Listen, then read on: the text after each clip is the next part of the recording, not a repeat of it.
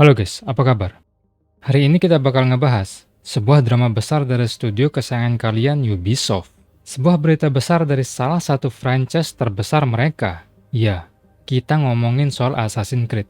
Belakangan ini, berita soal Assassin's Creed Shadows kan rame banget ya. Banyak yang suka, tapi lebih banyak yang nggak suka sih. Tapi ternyata, di balik itu ada sesuatu lebih besar. Seorang veteran 20 tahun, orang yang bisa dibilang sebagai bos dari franchise Assassin's Creed selama bertahun-tahun, tiba-tiba cabut dari Ubisoft. Tapi pertanyaannya, apakah dia beneran cabut atau ada cerita lain? Di video kali ini kita akan bahas berdasarkan laporan dari media-media dan bahkan dari pengakuan orangnya sendiri. Kita akan cari tahu kenapa bos Assassin's Creed ini keluar. Apa hubungannya sama performa Shadows yang katanya sukses besar? Dan apa artinya ini buat masa depan franchise yang kita kenal bertahun-tahun? Sebelum kita ke pembahasannya, buat kalian yang belum subscribe, subscribe dulu. Dan nyalain notifikasinya supaya kalian gak ketinggalan video-video dari aku. Oke, kita lanjut. Kita mulai dari berita utamanya. Jadi, orang yang kita bicarakan ini namanya Mark Alexis Cote. Kalau kalian gak kenal, ya wajar sih. Dia bukan developer yang sering muncul di depan kamera. Tapi perannya dia penting banget. Dia adalah franchise director untuk Assassin's Creed. Selama 20 tahun, dia kerja di Ubisoft, ngebantu ngebangun seri ini sampai jadi seperti sekarang. Beberapa waktu lalu, tiba-tiba muncul berita Mark Alexis Cote meninggalkan Ubisoft. Awalnya, banyak yang ngira ini pengunduran diri biasa, mungkin mau cari tantangan baru, atau mungkin mau pensiun dini, siapa tahu kan? Tapi, di sini ceritanya jadi menarik. Nggak lama setelah berita itu keluar, Cote sendiri membuat sebuah postingan di akun LinkedIn-nya. Dan postingan inilah yang jadi heboh. Di situ, dia nulis panjang lebar dan emosional. Tapi ada beberapa kalimat yang bikin banyak orang kaget. Dia nulis, "Banyak dari kalian yang kaget. Kenapa saya memilih untuk meninggalkan Assassin's Creed setelah bertahun-tahun? Apalagi melihat semangat besar yang masih saya miliki untuknya. Kenyataannya sederhana. Saya tidak membuat pilihan itu." Uff. Bro, dia lanjut lagi buat memperjelas, seolah nggak mau ada salah paham. Dia bilang, "Tapi saya juga berutang kepada tim saya, baik di masa lalu maupun sekarang, untuk mengatakan ini dengan terus terang. Saya tidak pergi begitu aja.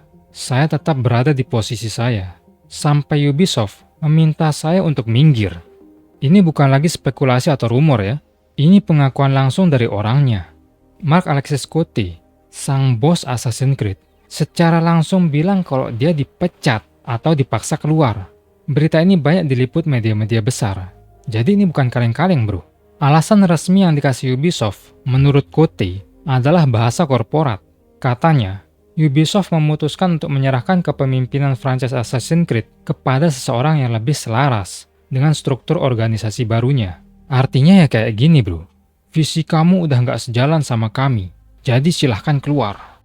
Sekarang pertanyaannya, kenapa? Kenapa seorang veteran 20 tahun, seorang pemimpin franchise, tiba-tiba dipecat? Jawabannya kemungkinan besar ada di game terakhir mereka. Untuk bisa ngerti kenapa pemecatan ini terjadi, kita harus mundur sedikit ke bulan Maret 2025. Beberapa bulan sebelum Assassin's Creed Shadows rilis, Reuters ngerilis sebuah artikel yang judulnya Ubisoft menghadapi momen hidup atau mati dengan Assassin's Creed Shadows. Jadi intinya mereka bilang kalau Assassin's Creed Shadows adalah momen hidup atau mati buat Ubisoft. Kenapa bisa begitu? Karena kondisi Ubisoft saat itu lagi nggak baik-baik aja. Harga saham mereka anjlok. Beberapa game besar mereka sebelumnya kayak Skull and Bones, performanya di bawah ekspektasi. Dan investor mulai harap-harap cemas. Ubisoft butuh sebuah kemenangan besar. Sebuah ledakan yang bisa menghasilkan untung besar untuk menenangkan pasar dan investor. Dan harapan satu-satunya saat itu ya cuma Assassin's Creed Shadows. Jadi, beban yang dipikul game ini bukan cuma soal jadi game bagus. Game ini punya tugas buat menyelamatkan Ubisoft. Jadi ekspektasinya tinggi banget. Sekarang kita maju lagi ke setelah game ini rilis. Ubisoft bilang apa? Setelah rilis, Ubisoft dengan bangga ngumumin kalau Shadows berhasil meraih 5 juta pemain dalam waktu singkat. Kedengerannya kayak sebuah kesuksesan besar.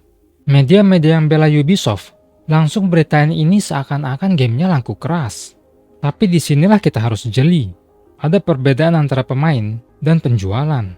Jadi begini, angka 5 juta pemain itu ternyata termasuk orang-orang yang mainin game ini lewat layanan langganan Ubisoft Plus.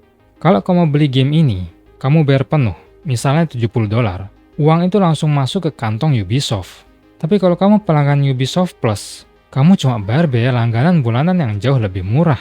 Dan kamu bisa mainin Sedus plus puluhan game lain. Buat Ubisoft, pendapatan dari satu pelanggan Ubisoft Plus itu jauh lebih kecil daripada pendapatan dari satu penjualan game penuh.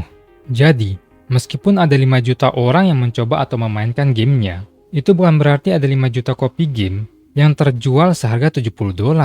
Kemungkinan besar, angka penjualan aslinya jauh di bawah itu, dan nggak berhasil mencapai target yang diharapkan para petinggi dan investor.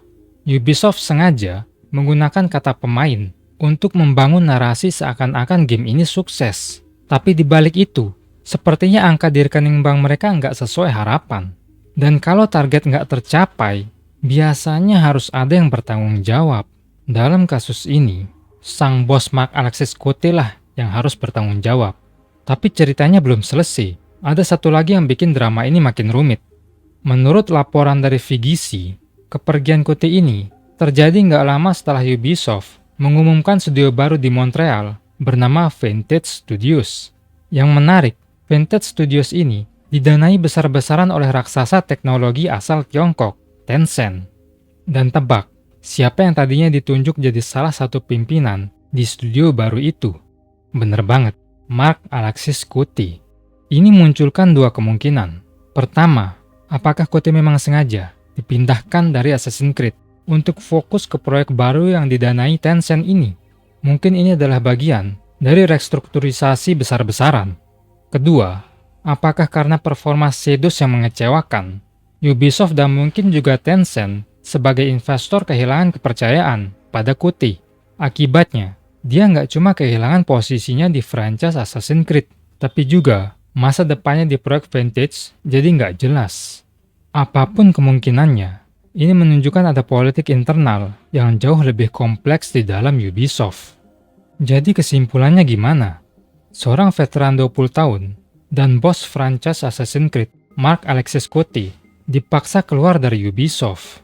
Ini bukan pengunduran diri, ini fakta.